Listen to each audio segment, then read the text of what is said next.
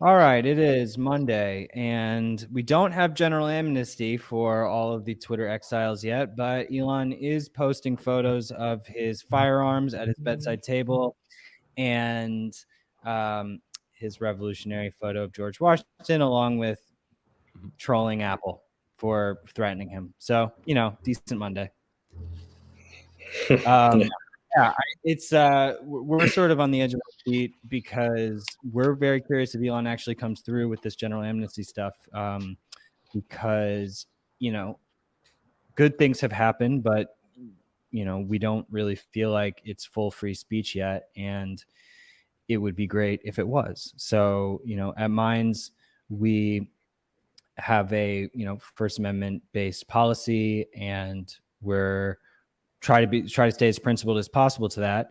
Obviously, that includes many of the controversial figures that Elon has already refused to bring back. However, the general amnesty poll would essentially override what he's already saying. So, yeah, what do you guys think? Yeah, I feel bad because I think I criticize this a lot because there is no policy. We think, I think in regard to like Alex Jones, based on Elon's poll, Mhm. it would seem that he would have to restore him, but he also put in that didn't break the law. So, the Myth-Informed account, we technically had a DMCA violation, so that technically is against the law. So I mean, technically, I'm still trying to figure out, like what this, that second part is. Did Alex Jones, quote unquote, break the law when he was found guilty? So I don't know. Like that's why I'm not frozen. having like I'm just gonna let myself be frozen. I don't care. okay, But anyway, yeah, it brings up like this whole on versus off platform issue with regard to like breaking the law. So, I think that where we stand is, are you breaking the law on the platform? right. Because bringing in all kinds of off platform stuff is just a never ending abyss of hypocrisy. And, it's just impossible to enforce. What are you going to do? Everybody who's broken the law off, that's going to be like all kinds of random people are going to be getting banned who got arrested. I don't know. How do you enforce that? Right. Right. And like what is a DMCA against the law? I mean, sometimes like we posted stuff you don't know. We didn't know it was copywritten. We didn't know, certain things are copywritten. So I mean, is that technically against the law? We have no issues Right. deleting the post, but getting banned for it is crazy to me. Well, and Alex also wasn't banned for the whole Sandy Hook thing. He was banned for confronting Oliver Darcy and like being mean to him, essentially. So, um, not really lining up. But I think it's hilarious that Elon is picking fights with Tim Cook and Apple, and I love to see it. You got Jack. Who is the game company that's fighting them hard too? Blizzard or Blizzard. Activision or Epic Games. They all are. I mean, like there's a line forming of every app being annoyed with Apple, but that's mainly because of the 30% fee that they put on everything, less so about the free speech angle. But there's it's kind of a two-headed problem Yeah, with them.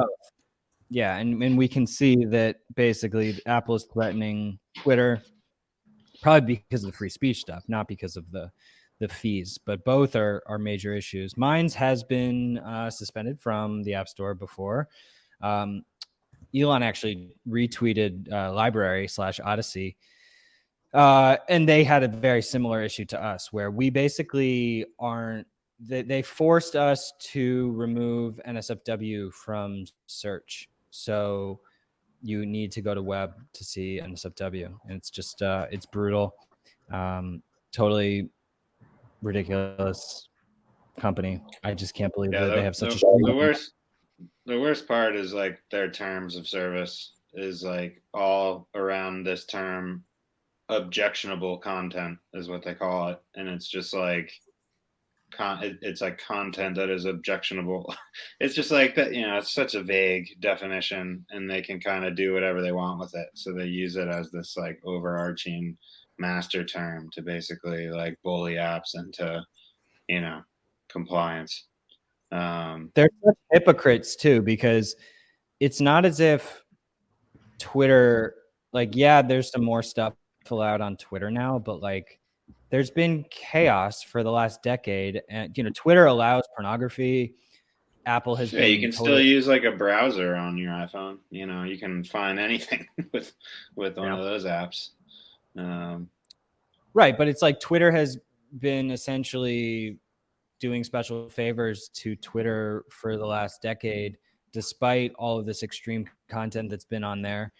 And now they're choosing to, actually enforce their policy. So it's just, it's a rat's nest. And I think that I'm glad that Elon is poking the bear. I just think it's kind of funny to watch because, Elon on one hand is like, dealing with the consequences of being free speech, like that we're used to, which is like Apple threatening you, all these advertisers wanting to leave. So he's dealing with all those problems. But then he's also like saying he's not going to unban Alex Jones, which is kind of like making the people who are more absolutist free speech believers like even question whether Twitter even is free speech. So he's kind of like in some weird middle ground, in my opinion. I'm interested to see what he does with Alex Jones. He gave like I don't know if you guys saw, he gave like it seemed like a personal reason that he didn't want to let Alex back on because I guess his child died or something like that. But so it'll be interesting to see because I was on Garrett Ike's podcast last week, who's David Ike's son, and David Ike is also banned from Twitter for some reason. Probably, I think it was related to COVID because during COVID he was coming out with some pretty wild stuff. But like, David Ike is a legend of conspiracy. He's a totally harmless guy. Like, just let people post their stuff. Like, it's so arbitrary and odd. David Ike apparently just got banned from like half the EU. Like, he can't even travel. I think it was to Netherlands. I forget exactly, but he just got banned from like all kinds of countries over there. And I think it's related to what he was saying about COVID. Yeah, but it's a guess, right? That's again why I always go back to the policy. It's like needing to know the policy. Like a lot of times you're guessing as to why you get banned. You think you know why you got banned, but it's not expressly clear, Right. And meanwhile, Balenciaga, well, they just took down their own stuff, but it's not like Instagram took down any of their stuff. We were just reading this together, and in their statement, they're trying to act like they didn't know that this was even happening and that it was some kind of huge mistake, despite them being one of the premier fashion and art brands on the planet, who are obviously vetting every single thing they post by dozens of editors and curators. So it's all BS. And like this type of content, art that is depicting child abuse, is very borderline with regards to First Amendment protection. But it is arguably protected. But it's just so fascinating that Instagram and Facebook and Google are all like, you don't see them going on rampages against Balenciaga. Meanwhile, they're going on rampages for people posting some study about COVID. Right. Oh, yeah, for sure. When I saw Shu break the story, Shu on Head, that was the first I saw it. I think she broke it for the most part. It was interesting kind of see how Balenciaga deleted all of their Instagram posts. And then they announced Nicole Kidman as the face, and they started putting up some posts of Nicole Kidman. But as you can see now, they deleted those. So this is the only post on their Instagram site is their statement.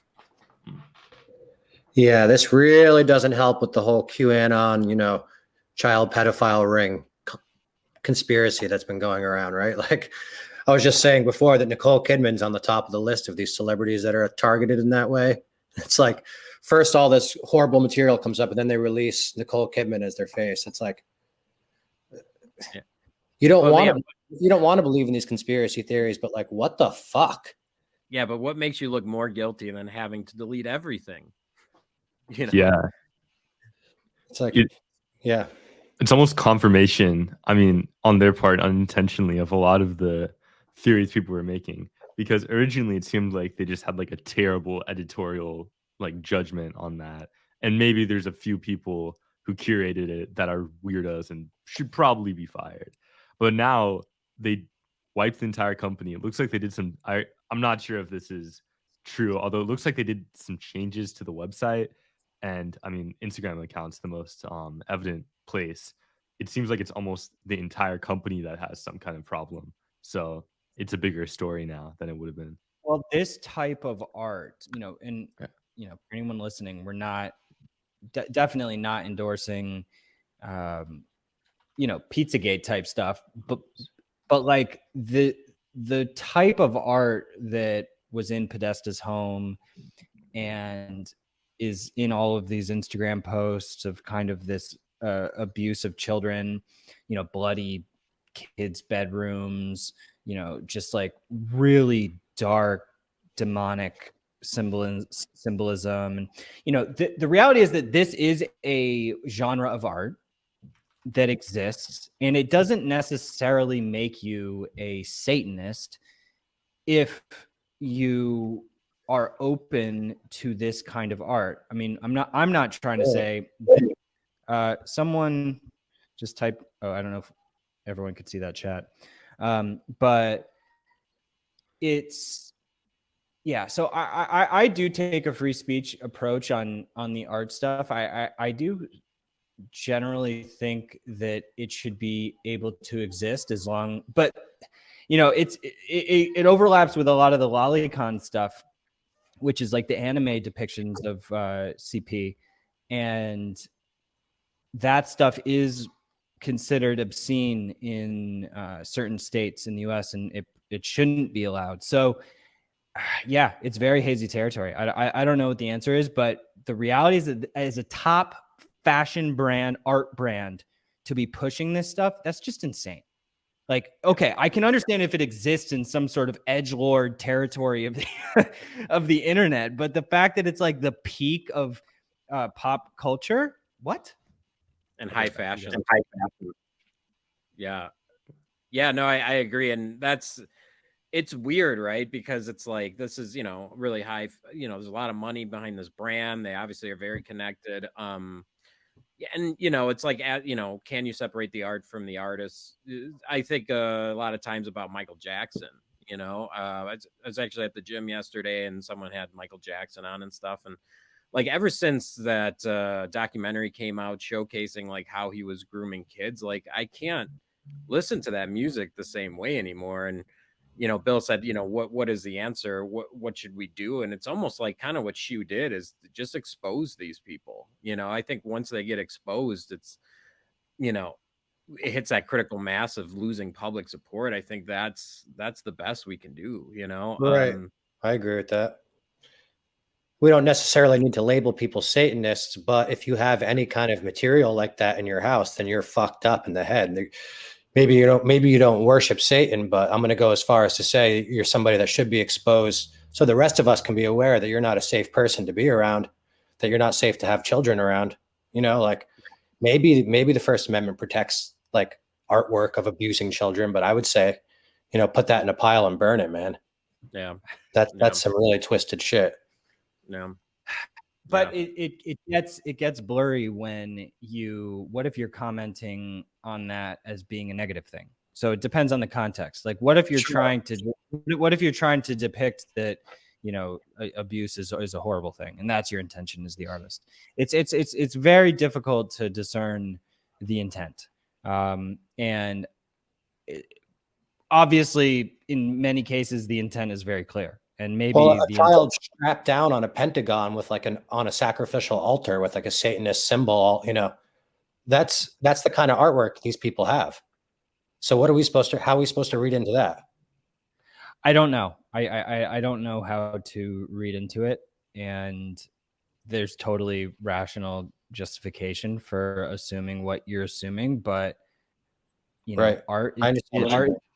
Art is very, very weird, and you kind of want to, you don't want to restrict art as much as possible. But I think that there are definitely lines that get crossed, and there's obscenity, and this may fall into it in certain regard, which is just the fact that it's such a big page and that these designers are such huge influencers, and it just goes like totally uncriticized for so long is, it just shows the hypocrisy. You know, it's like these are these untouchable brands. Yeah. And you're seeing a lot of backlash from the right, but Hayden, I was like curious, you know, from the left's perspective, like what are you seeing on this? I mean, is there backlash for Balenciaga? I don't know if Hayden's still, maybe we lost Hayden. Oh, yeah, it's my like, mic unplugged for a second. Sorry, but the main thing I've seen with the entire Balenciaga thing, like most people haven't really denied the teddy bear thing. It's like out there. Although a notable criticism of the document that there was some controversy over, it was the United States versus Williams from 2008, where it was a legislation that upheld that it was illegal to sell or transfer child pornography. And I believe it also reiterated that it wouldn't be protected under the First Amendment. So it's objectively an anti-CP case. And the photo being shown on Twitter was it was separate from that entire campaign. So a lot of the time you'll see like people tweet out like, wow, look at this, like Balenciaga is sick. And then it's like that image next to the like photo of like that paper under a purse, although it's two completely separate like things. But like, read the site. No, yeah, that I have no doubt that people are conflating different campaigns and creating. Schoonhead did that. I don't think she did it intentionally, but yeah. Mm-hmm. But like, look at the second paragraph. They say our plush bear bags and the gift collection should not have been featured with children. Like, okay. So your plush BDSM bear bags should exist at all? Like, you're literally making a teddy bear in, you know, leather straps, and essentially what this statement is saying is that is totally legit. What's wrong is that we were putting them next to kids. It's like, it's a freaking teddy bear, dude. I'm wondering I wonder who the target consumer for this is.